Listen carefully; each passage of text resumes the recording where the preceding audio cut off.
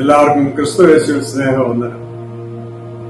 നമ്മുടെ വാഴ്ത്തപ്പെട്ട കർത്താവിന്റെ പീഡാനുഭവകാലത്തെ,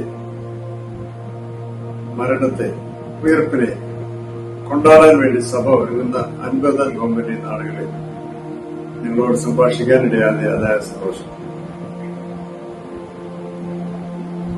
ക്രിസ്തു ജനനം, അതുമൂലമുണ്ടായ സർവസൃഷ്ടിയുടെയും രക്ഷ, പാപത്തിന്മേലുള്ള വിജയം, നിത്യതയിലേക്കുള്ള പ്രയാണം, ഇതെല്ലാം നമ്മെ പഠിപ്പിക്കുന്ന നാളുകളാണ് ഈ 50 നോമ്പിന്റെ നാളുകൾ. യേശു ആരാകുന്നു എന്ന് സഭ സ്വയം മനസ്സിലാക്കി അത് ലോകത്തോട് കമ്മ്യൂണിക്കേറ്റ് ചെയ്യുന്ന ദിവസങ്ങളാണ്. പാരാവാരം പോലെ പരന്നു കിടക്കുന്ന ദൈവനമ്പുരാൻ അഖിലാണ്ടത്തിലുടയവൻ ചെയ്തതും പറഞ്ഞതുമെല്ലാം ഗ്രഹിക്കുന്നതിന് വളരെ ബുദ്ധിമുട്ടാണ്. 4 പേരിൽ നീളമുള്ള ഒരു കൊച്ചായുസുള്ള മനുഷ്യൻ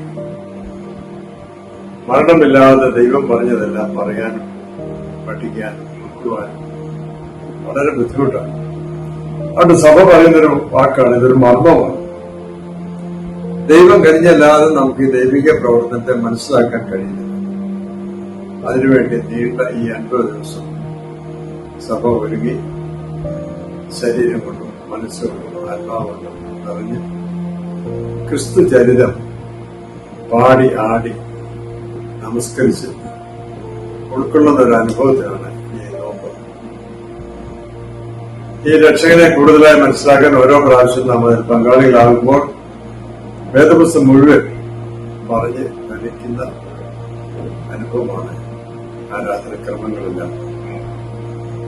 ക്രിസ്തു എന്ന രക്ഷകനിലൂടെ ലോകത്തിൽ ലഭ്യമായ സൗജന്യമായ രക്ഷ, കുരിശിലൂടെ കിട്ടിയ വീണ്ടെടുപ്പ്, പാപത്തിന്മേലുള്ള ജയം, സാത്താന്മേലുള്ള തോൽവി,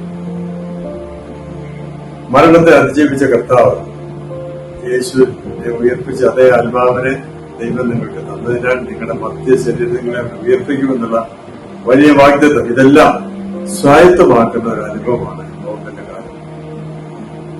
പെസഹായുടെ നാളുകൾ, കർത്താവിനോടുകൂടിയുള്ള പന്തിഭോജനം, ഒരു ഭക്ഷണം കൊണ്ട് വർദ്ധിച്ച നഷ്ടപ്പെട്ടവന് താൻ തന്നെ ഒരു ഭക്ഷണമായി വന്ന് നമുക്ക് അമൂല്യമായ ഏതെങ്കിലേക്കുള്ള മടക്കയാത്രയ്ക്ക് ഒരുക്കിയ കർത്താവിനെ ഓർക്കുന്നതാണ് ഈ പെസഹായുടെ നാളുകൾ. ക്രൂശീകരണം മാനവജാതിക്ക് വേണ്ടിയുള്ള, അല്ല സർവ്വ സൃഷ്ടിക്ക് വേണ്ടിയുള്ള ദൈവത്തിന്റെ വലിയ പദ്ധതിയാണ്. നശിച്ചു പോകുന്നവർക്ക് അത് പോഷത്വം, രക്ഷിക്കപ്പെടുന്ന നമുക്ക് ദൈവത്തിന്റെ ശക്തിയാണ്. അത് അനുഭവിച്ചറിയുന്നതാണ് വെള്ളിയാഴ്ചയുടെ ദുഃഖശനിയാഴ്ചയുടെ നാളുകൾ. ദുഃഖശനിയാഴ്ച നമുക്ക് മരണപ്പെട്ടവരോടുള്ള വലിയ സഭയുടെ ദർശനമാണ്, ഉറക്കം. കർത്താവ് തന്നെ പാതാളത്തിലേക്ക് ഇറങ്ങി ഉറങ്ങിയെന്നാണ് സഭ പറയുന്നത്.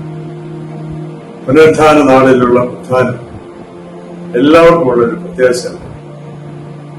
ക്രിസ്തുവിൽ മരിക്കുന്ന എല്ലാവരും ഉയർത്തും. ആ ഉയർപ്പിന്റെ സെലിബ്രേഷനാണ് ഈസ്റ്റർ.